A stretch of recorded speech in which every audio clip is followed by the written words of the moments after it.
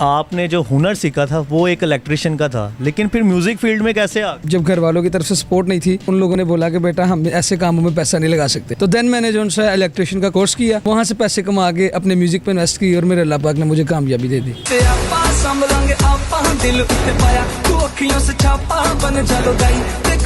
जब मैंने ये रैप स्टार्ट किया तब मुझे एक दो बंदे ने अप्रिशिएट किया। उन लोगों ने मेरा मजाक उड़ाने के लिए मुझे अप्रिशिएट किया कि चलो कोई बात नहीं, ऐसे कामों में लगा रहेगा तो अपना टाइम वेस्ट करेगा। उनका वो झूठा अप्रिशिएट करना मुझे मोटिवेट कर गया। जितने भी लोग थे मैं उनके स्टोरीज पढ़ता था, अगर वो लोग कामयाब हो सकते तो मैं क्यों नहीं हो सकता। कि कभी भी ये नहीं सोचना चाहिए लोग क्या सोचते हैं। मेरी जब शादी हुई थी तब मेरे पास पैसे नहीं थे। जब मेरी शादी हुई उसके बाद मेरी किस्मत बदल गई। आज ये मेरी आवाज़ की जो टोन बदली है, ये एक्चुअल में मेरी शादी के बाद बदली है। अपने बच्चों की शादी करने से पहले वो देखें जो मेरे ससुराल वालों ने देखा, मुंडा चंगा है, मेहनत करने वाला, हमारी बेटी को खुश रखेगा, दैट्स इट। हम लोग अंधे हैं, हमें दिखता है कि ये शख्स हमारा दोस्त है, एक्चुअल में वो हमारा दोस्त नहीं है, वो हमारा कंपटीशन में कॉम्पिटिटर है। ये दुनिया की रीत रही है, अपने जलते हैं। सर, आप अपने गाने के जो लिरिक्स हैं वो भी खुद लिखते हैं, म्यूजिक भी खुद बनाते हैं, लिरिक्स कहाँ से निकालते हैं? माइंड में क्या ऐसी चीज़ है आपके? लिरिक्स के लिए आपको जज्बात चाहिए, आपने अपने जज्बात बयान करने हैं। जब आप अपने जज्बात बयान करोगे तो कोई ना कोई ऐसा बंदा जिसके साथ वो बीता होगा, तो वो जब अप्रिशिएट करेगा, फिर आप समझ जाना कि अगर आपका एक फैन बना है ना, तो उस फैन ने आपको मजीद लिखने पे मजबूर कर दिया। काफ़ी वायरल हुई थी जब आपकी शादी हुई थी। जात पात मैटर नहीं करती। जो लड़का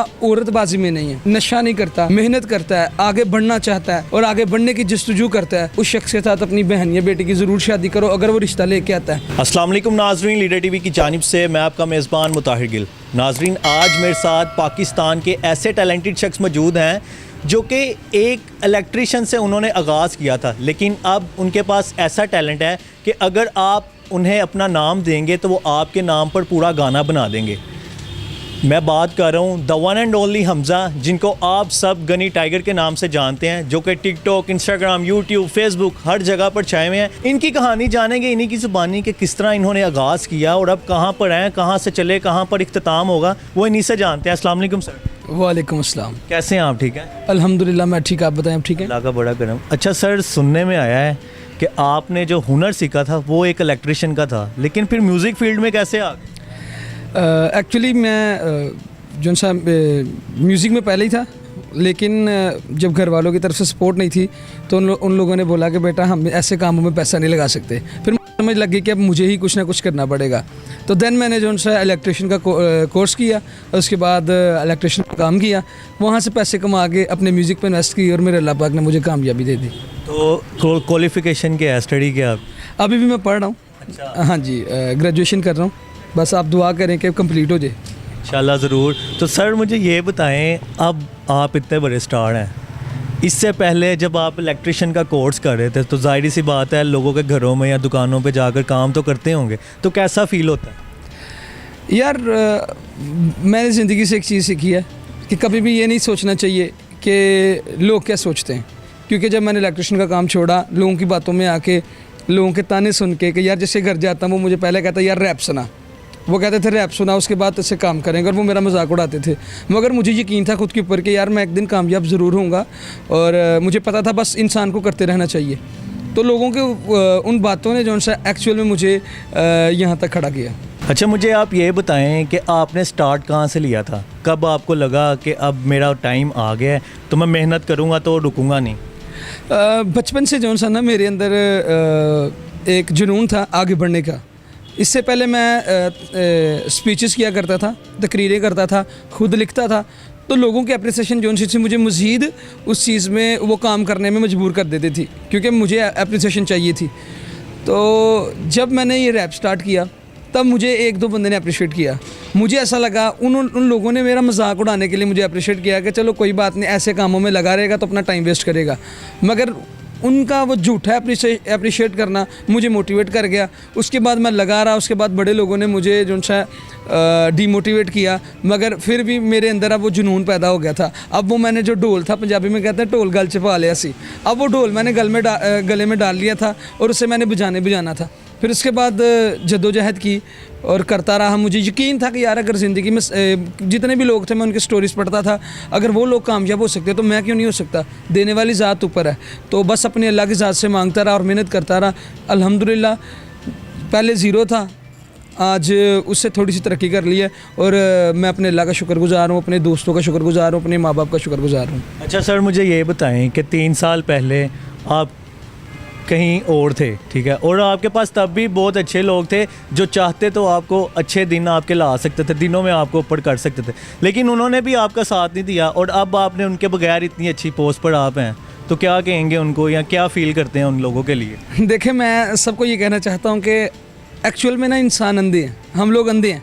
हमें दिखता है कि ये शख्स हमारा दोस्त है, एक्चुअल में वो हमारा दोस्त नहीं है, वो हमारा कंपटीशन में कॉम्पिटिटर है। वो कभी भी हमें कामयाब होते नहीं देख सकता, क्योंकि ये दुनिया की रीत रही है, अपने जलते हैं। तो वो सब मेरे जो दोस्त थे वो मुझसे जलते थे और वो कभी भी नहीं थे चाहते कि मैं आगे बढ़ूं।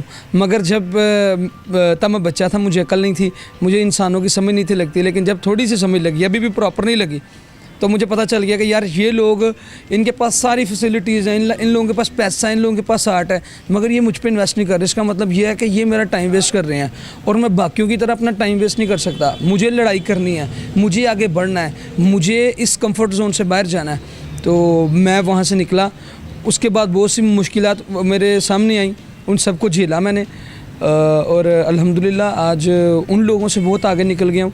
उन लोगों को मैं ये मैसेज देना चाहता हूँ कि अगर आप किसी का अच्छा नहीं कर सकते तो किसी का बुरा भी ना करो। आप लोग किसी का बुरा कर रहे हो और एक्चुअल में वो आपके साथ बुरा हो रहा है। आप लोग लोगों के बच्चों को नशे, पत्ते, सिगरेट, इन चीज़ों पे लगाने की कोशिश कर रहे हो, लेकिन वो आपके साथ तो हो रहा है, आप उधर ही हो। देखो अल्हम्दुलिल्लाह जिन्होंने आगे बढ़ना है वो आगे बढ़ते हैं, वो मेहनत करते हैं और वो लोगों को भी बोलते हैं कि अपने ऊपर यकीन रख के मेहनत करो, कामयाबी अल्लाह के साथ देगी, कोई इंसान किसी को बना नहीं सकता। सर, आप अपने गाने के जो लिरिक्स हैं वो भी खुद लिखते हैं, म्यूज़िक भी खुद बनाते हैं, तो ये सब चीज़ें, लिरिक्स कहाँ से निकालते हैं? माइंड में क्या ऐसी चीज़ है आपके कि इतना अच्छा आप लिख लेते हैं कि हर लोग उसको पसंद करते हैं? देखिए, लिरिक्स आप भी लिख सकते हैं, हर बंदा लिरिक्स लिख सकता है। लिरिक्स के लिए आपको जज्बात चाहिए और जज्बात जो उनसे ना फीलिंग्स जो उनसे अल्लाह पाक ने सबको दी हैं। आपने अपने जज्बात बयान करने हैं। जब आप अपने जज्बात बयान करोगे तो कोई ना कोई ऐसा बंदा जो जिसके साथ वो बीता होगा वो आपके लिरिक्स को अप्रिशिएट करेगा। तो समझ ले, जब किसी ने, हाँ, जो फील करेगा, तो वो जब अप्रिशिएट करेगा, फिर आप समझ जाना कि अगर आपका एक फ़ैन बना है ना, तो उस फ़ैन ने आपको मज़ीद लिखने पे मजबूर कर दिया, आप मज़ीद लिखेंगे। तो मैं जब स्टार्ट किया कुछ नहीं था पता, बस करता गया और अल्लाह पाक की ज़ात ने जो सा मुझे आज लिखना भी सिखा दिया। अल्हम्दुलिल्लाह, ये सारी तारीफ़ें अल्लाह के लिए। आपकी जो लव स्टोरी है, मोहब्बत की दास्तान, वो भी बहुत लाजवाल है, काफ़ी वायरल हुई थी जब आपकी शादी हुई थी। कहाँ से स्टार्ट हुई थी लव स्टोरी आपकी, वो बताएं थोड़ा सा। यार वो लव स्टोरी बस फैमिली जो उनसे ऑलरेडी फैमिली रिलेशन था हमारा, लेकिन जब गप हुई फर्स्ट टाइम उनके साथ, उन्होंने अब्बू का अफसोस किया वालिद साहब के इस हादसे के बाद। जो सा ना मैं काफ़ी गमगीन रहता था, तो तब जो सा मेरी उनके साथ दोस्ती बनी। फिर उसके बाद मैं दोबारा दुनिया के अंदर जैसे पहले था नॉर्मल होने लग गया।